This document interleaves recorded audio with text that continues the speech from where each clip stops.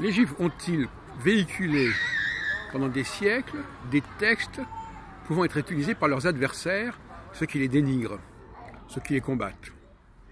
Voilà la question que je pose. Et je ne crois pas que les Juifs soient suffisamment stupides pour avoir fait cela, mais en même temps, il est possible par le poids des traditions qu'ils aient continué à perpétuer des textes dont ils ne savaient pas quelle était la portée et la signification. Donc par conséquent, le problème reste posé. Mais je pense qu'aussi, il serait bon d'essayer de comprendre quelles étaient les motivations qui ont fait que les textes prophétiques, que les livres prophétiques, c'est-à-dire le deuxième volet des trois volets constituant l'Ancien Testament, se soient perpétués, alors que les chrétiens se prennent un malin plaisir à les utiliser contre les Juifs. C'est pour ça d'ailleurs, entre parenthèses, que les chrétiens ont intégré dans la Bible l'Ancien Testament, et notamment les prophètes, parce que ça les arrangeait bien. Donc je pense que, en réalité, un des axes fondamentaux des livres prophétiques, c'est bien entendu le livre de Jérémie, le chapitre 31 de Jérémie qui traite de la Nouvelle Alliance.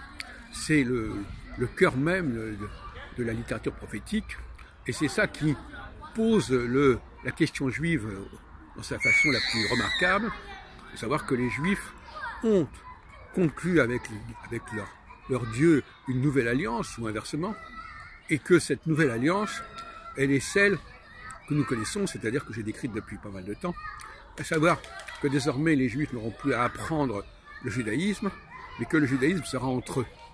Passage du judaïsme à la judéité, si on veut.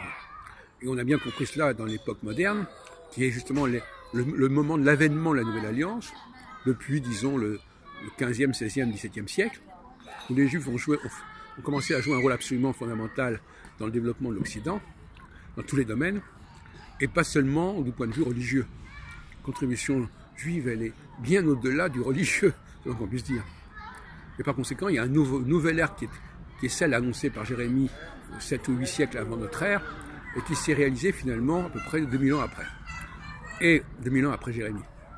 Et donc par conséquent, relisons, il faut que... Moi je suis pour un nouveau judaïsme jérémien qui place la clé de la présence juive au monde autour du chapitre 31 de Jérémie.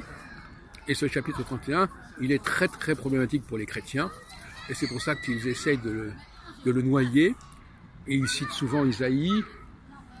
Mais bien que pourtant, dans l'épître aux Hébreux, c'est bien le chapitre 31, et notamment ces versets-là qui sont mis en avant, l'épître aux Hébreux, qui est au cœur même du Nouveau Testament. Donc là, il y a un mystère. Les Juifs sont-ils assez bêtes pour véhiculer des textes qui vont à leur encontre? Les chrétiens sont-ils assez bêtes pour véhiculer l'épître aux Hébreux qui répète la Nouvelle Alliance qui est favorable aux Juifs? C'est très confus. On a l'impression qu'il y a plusieurs discours qui adressent à plusieurs publics.